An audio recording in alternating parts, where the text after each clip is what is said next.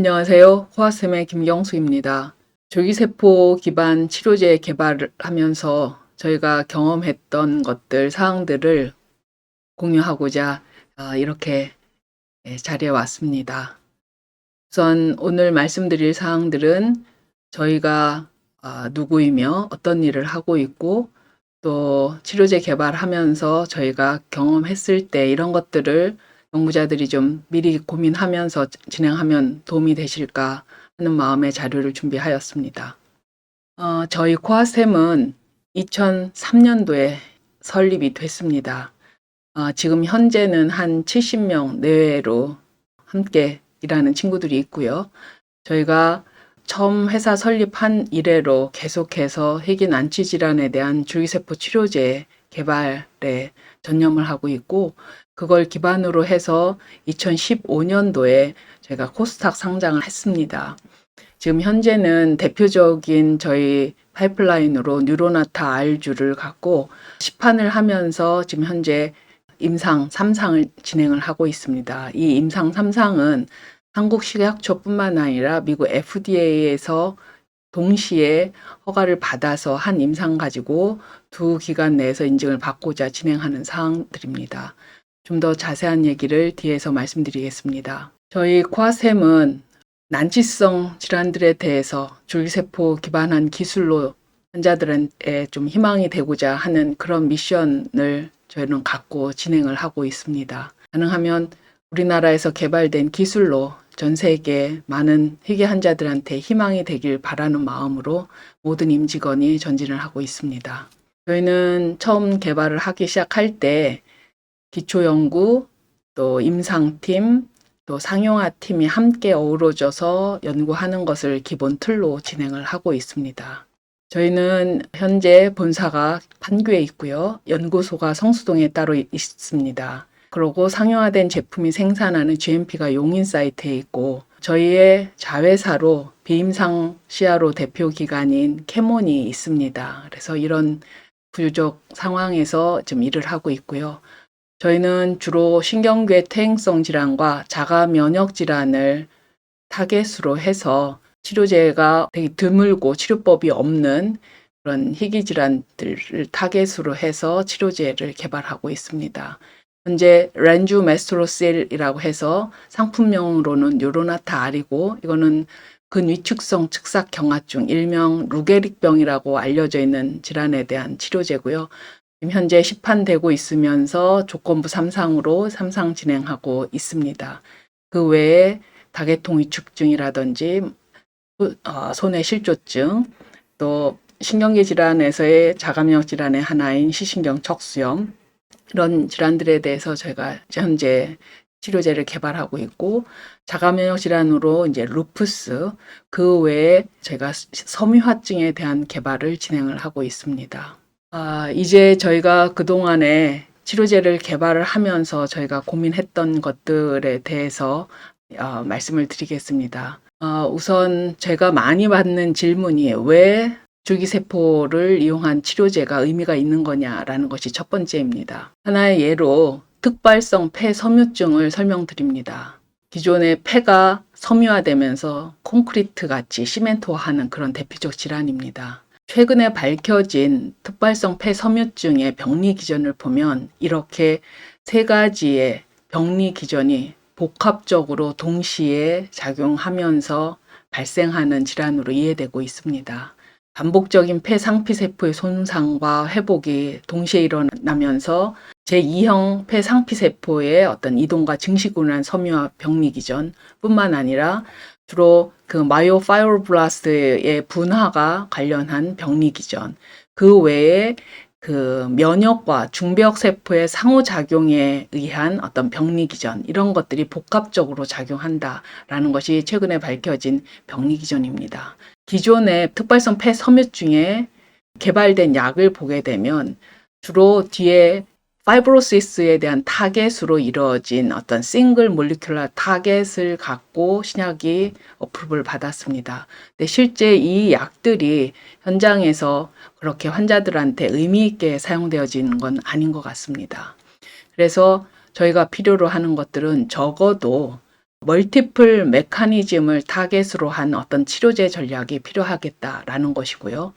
또 하나 저희가 주로 지금까지 해왔던 이제 루게릭 질환 ALS에서에 대한 발병 기전을 보면 까지 산화성 손상뿐만 아니라 퇴행성 신경계 질환에서 관여할 수 있다라고 하는 모든 병리 기전들이 다 관련됐다라고 하는 것이 전문가들의 입장입니다.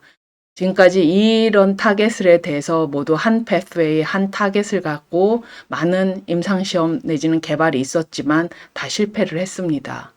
결국 저희가 생각하는 거는 적어도 이런 신경계 퇴행성 질환, 그다음 난치성 어떤 복합 기전에 의해서 발생하는 질환들은 멀티플 메커니즘을 동시다발적으로 타겟을 해서 작용할 수 있는 그런 치료 전략이 필요하다라는 것이 결론입니다.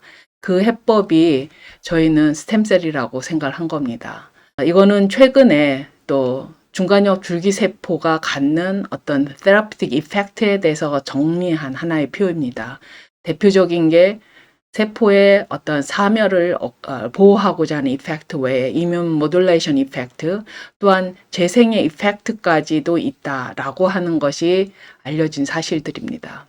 이렇듯 난치성 질환들에 있어서 복합적 병리 작용이 작용하는 그런 질환들에 대해서 스템셀, 또 스템셀에서 유래된 어떤 미러 이미지를 그대로 기능을 갖고 있는 세포의 소체라든지 이런 물질들을 활용을 해서 멀티플 패소제닉 메커니즘을 동시에 타겟해서 치료하는 것이 의미가 있다. 그래서 저희가 스템셀을 베이스로 한 어떤 치료제 개발에 희망을 갖고 있다고 말씀드립니다. 근데 이 스템셀을 베이스로 해서 치료제를 개발한다라고 하는 그 의미, 그 여정을 어떻게 다시 한번 봐야 될 것 같습니다.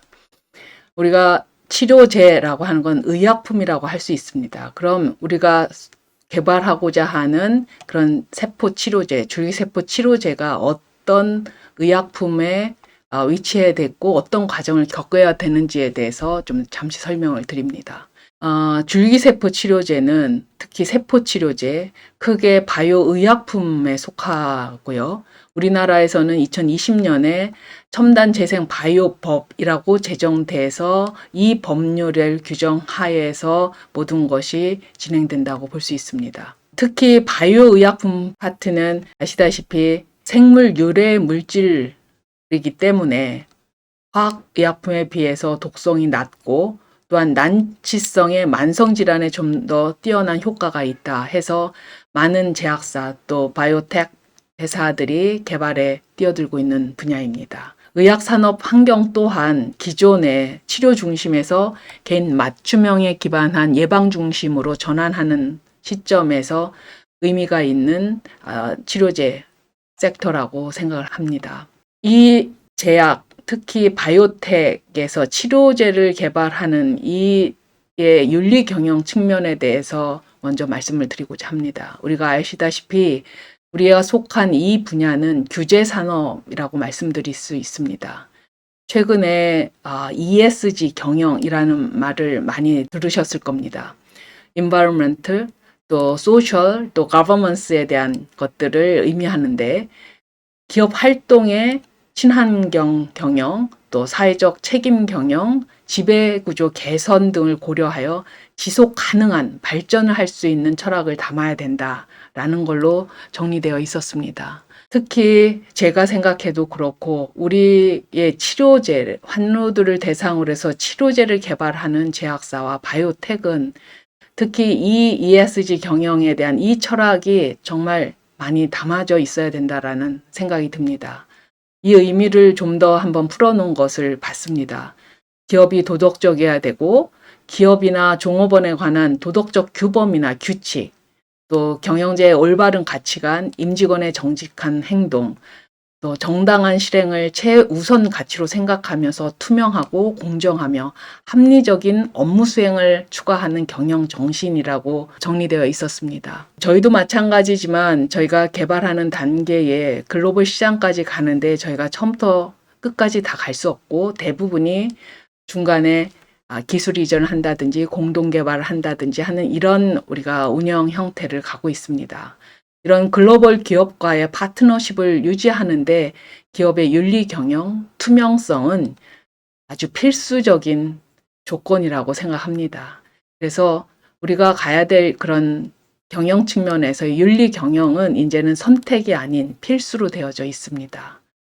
이런 의미가 무엇일지, 또 이런 철학을 담기 위해서 저희 공동체에서는 어떤 거를 적용해야 될지 저희 또한 고심하면서 풀어나가고 있는 숙제입니다. 의약품을 허가한다라고 하는 것은 무슨 의미일까라고 한번 정리해 봤습니다. 의약품에 대한 안전성과 유효성, 품질 확보를 위해서 의약품을 제조 또는 수입하고자 하는 경우에 허가를 받고 또한 허가사항을 준수할 의무가 있다라는 것이고요. 실제 또한 시판이 되고 나서도 약사 감시를 통해서 제도가 잘 지켜나가는지 관리하는 이런 제도입니다. 이런 의미에서 개발 단계부터 또 시장에 치료제가 출시된 이후 또한 모든 것을 통제받는 그런 분야가 이 제약 분야인 것 같습니다. 그래서 제약 분야는 저는 규제 산업이다 라고 하는 것을 다시 한번 말씀을 드립니다. 보통 허가를 할 때 우리가 보통 생각을 할 때 신물질을 탐색하고 전임상 또 임상 시험을 거쳐서 신약을 어프로벌 받고 그러면서 시판 후에 조사를 통하는 것까지를 보통 생각을 합니다.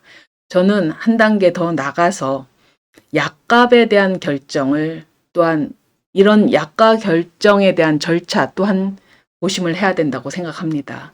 이 표는 우리나라에서의 예입니다. 미국에서 또한 틀리고 영국에서 또 틀린 것 같습니다. 특히 이 말씀을 드리는 이유는 특히 규제 산업으로서 개발 과정뿐만 아니라 시장에서의 마켓에서의 철저한 그 나라의 상황에 따라서 규제를 받는 아주 독특한 분야가 이 의약품 분야이다라는 것을 생각을 하게 되고 그럴 경우 저희가 개발하고 있는 이 제품을 어떤 나라에 어떤 전략으로 나갈 것이냐에 대한 것들을 많이 고심해야 된다. 이 말씀을 드리고자 이런 장표를 준비를 했습니다. 보통 바이오 의약품을 개발하고자 할 때 과정을 이렇게 요약해서 표를 나타내고 있습니다. 특히 바이오 의약품 개발 과정에서 처음에 표적 발굴하고 이거에 대한 어떤 세포주에 대한 공정 개발, 제형을 개발하면서 독성 평가하고 임상 시험하면서 시판되는 이런 형태가 보통 이렇게 그려져 있고 어떻게 얼마나 소요되는지를 나타냅니다. 저는 특히 줄기세포 기반한 우리의 세포치료제 파트에 있어서는 이 그림을 좀 더 이렇게 동글게 원으로 표현해서 가야 된다라는 생각이 들었습니다. 개발 과정 중에서 저희는 이렇게 그냥 단계별 하나하나 올라가는 일직선상으로는 올라가지 않는 게 현장인 것 같습니다.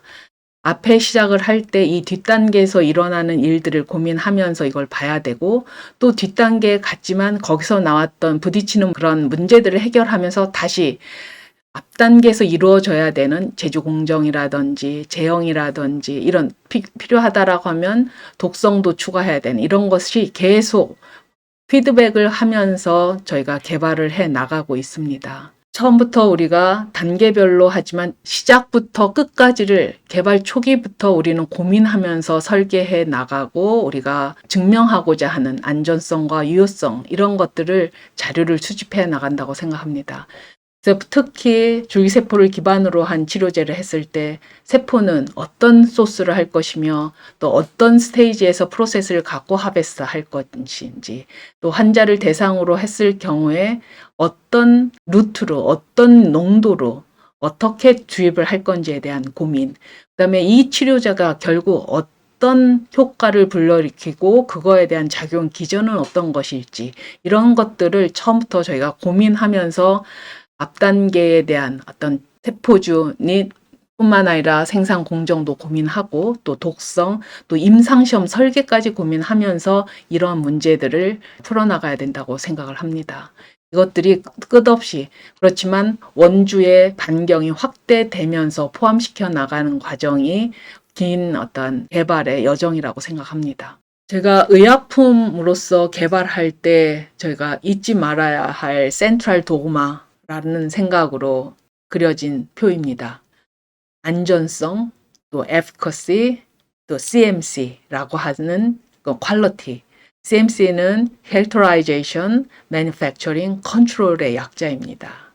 모든 의약품을 허가할 때 기본 요소로 크게 봐야 할 관점이 안전하냐, safety, efficacy, 효과는 얼마나 있느냐. 또한 표준화된 제조와 품질 관리, quality가 가장 중요한 세 요소이라고 봅니다. safety 자료, efficacy, quality, CMC 이걸 기초로 해서 우리가 품목 허가를 받습니다. 저는 이 관점을 완전 센트럴 도그마라고 그냥 제가 얘기를 합니다. 이 자료들을 어떻게 증명하고 논리적으로 풀어낼 것이냐 하는 것이 우리 의약품 개발의 과정이라고 생각을 합니다. CMC는 Characterization, Manufacturing and Control에 해당하는 거고요. 아시다시피 이런 의약품의 제조는 Good Manufacturing Process라고 해서 GMP 어떤 환경까지 컨트롤된 환경에서 제조하고 품질 관리되어야 된다라는 관점에 적용받는 하나의 규제라면 할 수 있고 하여튼 규정입니다. 의약품의 허가 심사를 할 때 제출하여야 될 자료들은 다 아실 겁니다. 안전성과 유효성 관련해서 심사 자료에 있어서는 물질에 대한 특성에 대한 자료, 또 물질에 대한 스테빌리티, 안정성에 대한 자료, 독성에 대한 자료, 또한 임상시험에서의 안전성과 유효성에 대한 자료를 제출해야 됩니다. 이 자료들에서 우리는 그 제품, 치료제에 대한 효능, 효과, 용법, 용량, 또 사용상의 주의사항, 또 저장 방법, 사용 기간들을 정의하게 됩니다. 한편 그 치료제가 어떤 환경에서 허가사항에 맞게 생산되고 있는지에 대한 자료들을 또한 우리가 준비를 해야 됩니다. 크게 설비적인 측면에서 GMP 관련된 시설 설비에 대한 자료가 준비되어져야 되고 그 시설 설비 내에서 제품 생산 과정의 프로세스에서의 품질 관리를 어떻게 하고 있고 사용하는 물질들, 원료들은 어떤 안정성을 유지하면서 관리되고 있고 어떤 물질을 사용한다라고 하는 이 자료들을 갖고 어떤 방법으로 제조를 하고 있고 그거에 대한 기준과 시험 방법은 어떤 식으로 할 것이며 이걸로 관리되어 나갈 것이다 라고 하는 이런 허가 사항이 포함돼서 저희가 최종적으로 허가를 내게 됩니다. 좀 더 이제 구체적으로 말씀을 드리겠습니다. 안전성과 유효성 심사 자료 위주로 해서 저희가 이번에는 말씀을 드리고자 합니다. 반복해서 말씀드리지만 적어도 이런 항목들이 저희가 안전성과 유효성 심사 자료에 대한 제출해야 될 사항들입니다. 여기서 저는 개인적으로 특히 2번 우리가 개발하고자 하는 물질의 특성이 뭐지? 라고 하는 거가 가장 중요한 시작이고 토대라고 생각합니다. 이 특성을 기준으로 해서 모든 안정성에 대한 거, 독성에 대한 거, 양리작용 모든 것이 출발이 됩니다. 또한 이 특성에 의해서 품질 관리에 대한 모든 제조 공정, 기준과 시험 방법 이런 것들이 나오기 때문에 가장 중요한 건 우리가 개발하고자 하는 치료제가 무엇이냐 하는 이 특성 자료가 사전에 많이 준비되어야 된다고 생각을 합니다. 좀 더 구체적으로 말씀드리겠습니다. 보통 줄기세포 치료제, 예를 들어서 이제 중간엽 줄기세포를 기본 원료로 할 경우에 여러 가지 특성 분석을 합니다. 한 예로 보통 할 때 세포를 키워서 세포에 대한 모든 특성에 대한 형태학적인 거, 또 분화 능력, 또 표면에 대한 분포되는 마커, 또 세포에 대한 성장 관련된 인자 이런 것들을 기본으로 해서 특성 분석을 합니다. 최근에 이런 분석 외에 테크놀로지들이 많이 개발되고 있습니다.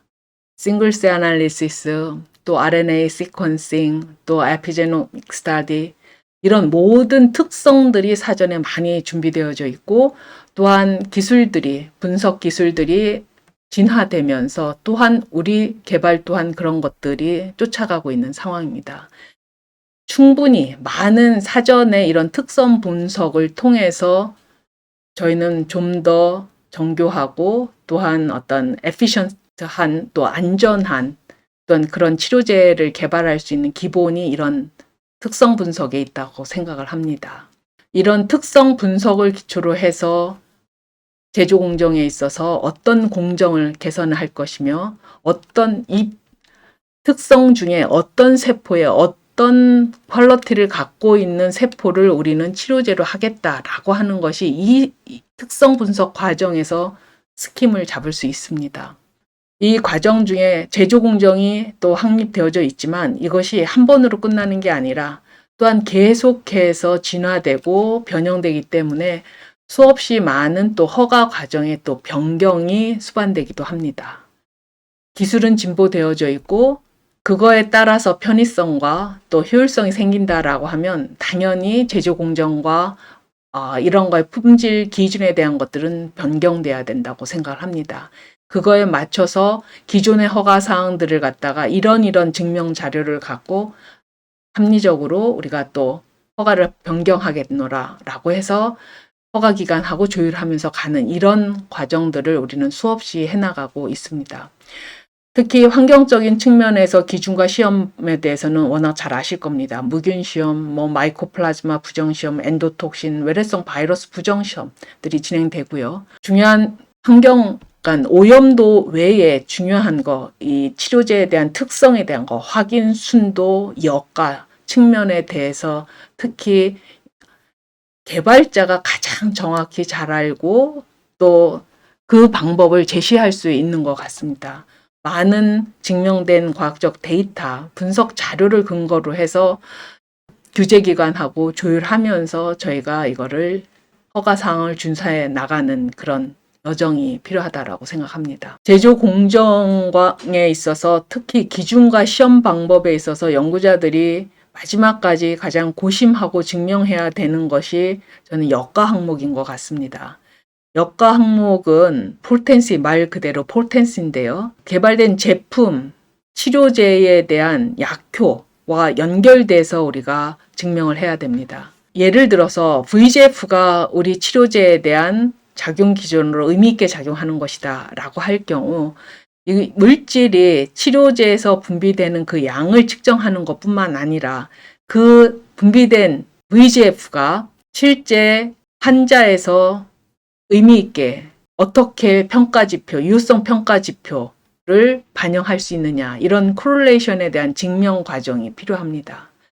그래서 보통 역가시험에 대한 항목을 정하고 그거에 대한 기준치를 정할 때는 보통 임상시험까지 한 결과를 기초로 해서 상호 프라이머리 아웃컴 메저먼트, 임상시험에 사용했던 프라이머리 아웃컴 메저먼트라든지 이런 평가 지표하고의 코릴레이션을 봐서 이런 타당한 근거로다가 이 항목을 포텐시로 항목으로 설정한다라고 하는 것을 제시하게 됩니다. 그리고 또한 이 포텐시 항목의 레벨을 어느 수준으로 정량적으로 예를 들어서 VGF를 한 배치에 20mg/ml 분비되는 걸 적합으로 줄 거냐 아니면 부적합으로 줄 거냐 이런 거에 대한 기준치 또한 설정을 해야 됩니다. 그래서 이럴 경우 프라이머리 아웃컴 메저먼트, 임상시험에 있어서의 프라이머리 아웃컴 메저먼트 플러스 거기에 대한 기준 적합에 관한 어떤 레벨까지 설정을 하기 위한 이런 긴 여정이 필요합니다. 그래서 보통 포텐시 항목은 임상 3상까지도 계속해서 바뀔 수 있고 또한 버전업이 될 수 있다라고 하는 그런 것들을 좀 고심해야 되는 상황이고요. 임상시험 허가에 있어서 좀 더 이제 항목별에 대한 구체적으로 좀 준비하는 상황을 좀 설명드리겠습니다. 개발 전략, 어떤 대상의 질환을 어떤 치료를 목표로 해서 할 것이냐라고 하는 개발 전략을 각 연구팀마다 아마 특성에 맞게 설정이 될 거라고 생각을 합니다. 이거는 그런 시장성도 봐야 될 것이고 또 한편으로는 나중에 추후 임상을 증명할 때 어떤 거를 고려를 해서 가야 될지 이런 것들을 하기 때문에 이런 초기에 어떤 질환을 또 어떤 팀과 어떻게 갈 거냐 하는 총체적 개발 전략을 할 때 많은 고심이 필요한 것 같습니다.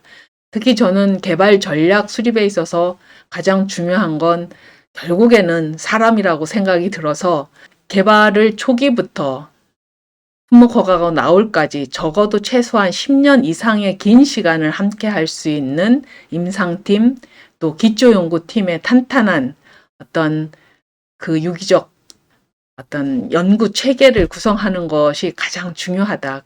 결국에는 사람이다라고 하는 얘기가 있듯이 그런 것을 말씀드립니다. 그래서 좋은 파트너들과 공동 개발하는 이런 것들을 고심하는 게 제일 중요할 것 같고요.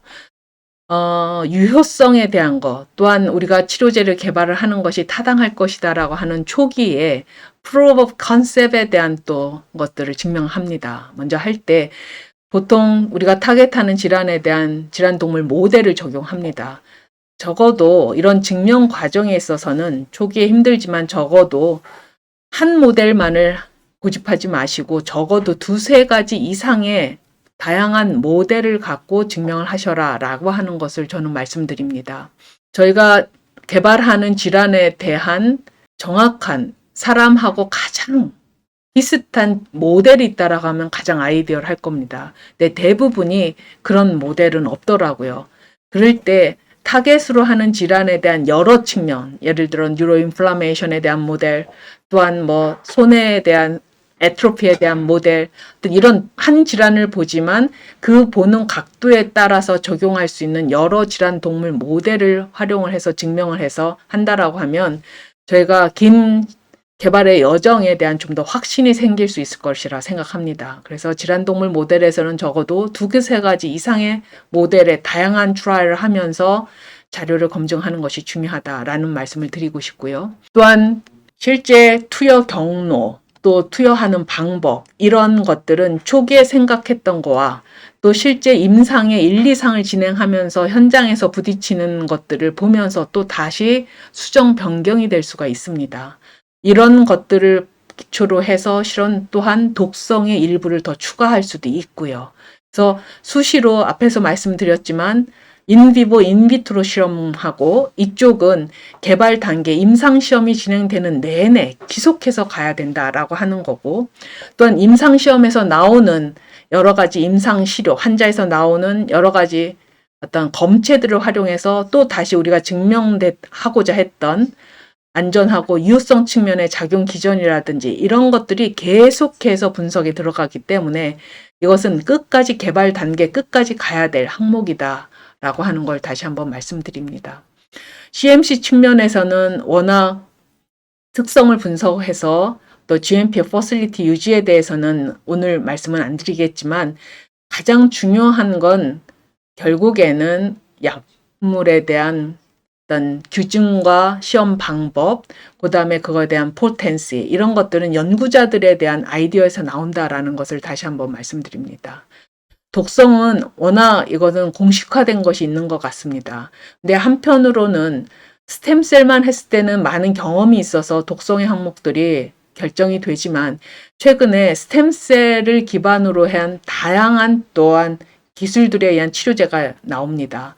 스템셀에서 릴리즈된 세포의 소체라든지 또한 스템셀에 대한 제네틱 모디피케이션에 의한 어떤 또 다른 물질 이런 것들이 계속 기술의 진보에 따라서 또한 나오는 치료제의 형태가 틀려지고 있습니다. 그거에 따라서 독성에 대한 아이템 또한 다양해질 수가 있고 더 많이 해야 된다라는 걸 고심해야 됩니다. 이런 거에 대한 근거는 아이디어는 결국 개발자가 개발하는 제품에 대한 안전성 측면, 에피커시 측면을 명확하게 가장 잘 알기 때문에 개발자가 우선 초안을 잡는 것이 가장 중요하다고 생각합니다. 임상시험 설계 단계에 있어서 몇 가지 말씀을 드리면 대상 질환이 앞 단계에서 설정이 되었고 이랬을 때 이 대상 질환에 대한 임상에 대한 프로토콜을 저희가 계획하게 됩니다. 이럴 때 어떻게 이 대상 질환에 대해서 유효성을 증명해 낼 것이냐 이건 또 다른 차원의 또한 고민해야 되는 아이템인 것 같습니다. 가장 중요한 건 primary outcome measurement를 무엇으로 할 거고 어떻게 측정할 것이냐. 그 measurement가 과연 민감한가. 정말 우리가 짧은 시간 동안에 최소한 6개월, 12개월 내에 팔로우하면서 대조군 대비 유의미한 어떤 차이를 낼 수 있을 정도로에 대한 민감한 지표인가, 이런 것들에 대한 고심이 아주 필요합니다. 하다 보면 또한 그 통계학적 가설 검증에서 나오는 것이 통계학적으로 유의하지만 그 차이가 나는 치료 효과의 차이가 임상적 유의성까지 있느냐 하는 것을 증명하는 것이 가장 중요한 것 같습니다. 이런 고심들을 하면서 저희가 자료를 준비해야 한다라고 생각합니다. 저희 루게릭 질환에 대한 줄기세포 치료제 개발 경험에 대해서 간략히 설명드리겠습니다. 루게릭 질환은 근위축성 측삭 경화증, 일명 루게릭병으로 알려져 있습니다. 뇌의 운동신경 세포들이 계속 사멸하는 질환이고요. 발병한 후의 기대 수명이 평균 3년에서 5년 정도입니다. 전 세계 민족, 인종, 연령과 상관없이 인구 10만 명당 한두 명에서 발생하는 것으로 되어져 있습니다. 이 질환에 있어서는 질환의 진행 경과를 ALS-FR 스코어로다가 평가를 하고 있습니다. ALS를 전공한 전 세계 의사 선생님들이 그룹에서 ALS-FR Functional Rating 스케일이 질환의 진행 경과와 예후 판정에 가장 민감하게 사용할 수 있는 지표다라고 하는 컨센서스가 이루어져 있는 상황이고, 보통 48점이 만점이다라고 하면 한 달에 한 1점 정도가 내추럴리 나빠지는 그런 특성을 나타내는 질환입니다. 이럴 때 그래서 보통 한 3년 내지 한 5년 정도 되면 자기의 호흡을 전혀 못하고 기계호흡에 의존하고 또 어떤 순간에서도 호흡근의 마비에 의해서 서든될 수 있는 그런 질환입니다. 저희가 럭키했던 것은 충분히 이 ALS 질환에 대해서는 전문가들에 의해서 임상 시험을 한다든지 신약을 개발할 때의 치료 효과를 평가하는 지표로서 ALS-FR 스코어에 대한 것들이 타당하고 민감하게 변형할 수 있다라고 하는 것들이 이미 이루어져 있고, 그거의 치료 전후의 클리니컬 시그니피컨스에 대한 것들을 어느 정도 변화가 되어져 있을 때 의미 있게 할 거냐라고 하는 기준치들이 많이 공개되어 있었습니다. 그래서 임상시험을 설계하는데 훨씬 더 수월한 점이 있었습니다.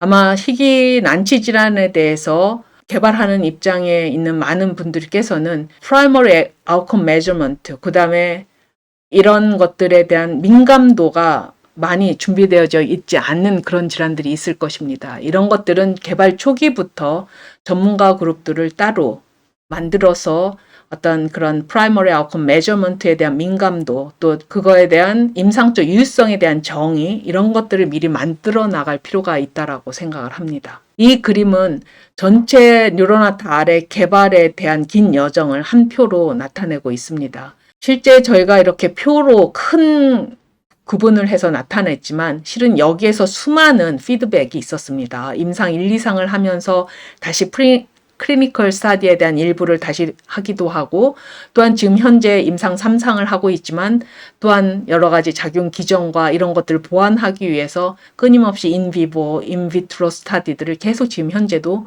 진행하고 있는 상황들입니다. 제가 2014년도에 희귀 질환으로서 식약처의 어프로벌을 받고 임상 1, 2상을 근거로 해서 시판이 되기 시작을 했습니다. 시판 후 현재까지 한 400명 가량의 환자들을 갖다가 환자들한테 치료제를 제공을 했고, 이걸 근거로 해서 안전성에 대한 자료들을 더 확보할 수 있었습니다. 이런 근거로 저희가 요성 측면이 강조된 어떤 임상 3상의 설계가 큰 도움이 될 수 있었습니다. 이 그림은 뉴로나타 R주에 대해서 저희가 실제 인비보, 인비트로 또 임상시험에 대한 검체를 활용해서 작용 기전을 저희가 분석한 자료를 직접 저희가 그림으로 나타낸 것입니다. 뉴로나타 R주는 자가골수율의 중간엽 줄세포 치료제이면서 면역 조절인자, 항염증 인자를 복합적으로 분비하면서 작용해서 ALS의 질환의 진행을 완화시키는 이런 기전을 저희가 증명을 한 것입니다. 임상 이상의 자료입니다. 대조군과 비교를 했을 때 치료를 한 군에 있어서 의미 있게 증상이 완화되는 LSFR 스코어가 완화되는 걸 확인하실 수 있었습니다. 이 완화되는 초기에 4개월까지는 진행 속도를 한 70% 이상의 변화가 있었고 6개월 정도까지는 50% 이상의 변화가 있는 것을 확인할 수 있었습니다. 또 모든 환자들에 있어서 치료 전과 후에 뇌척수액에 있어서의 바이오마커를 분석을 했습니다. 저희가 치료 기전과 연관이 있다라고 하는 그 인자들에 대한 변화의 증감을 증명을 하였고, 이런 자료들을 근거로 해서 저희들이 이제 품목허가를 받을 수 있었습니다. 이것이 렌주메스트로실 해서 뉴로나타 R입니다. 현재 무색 투명한 주사기에 든 미세계 세포 현탕액이라고 되어져 있고요. 이렇게 해서 지금 현재는 한 달 간격으로 2회 투여하는 용법 용량으로 허가를 받은 상황입니다.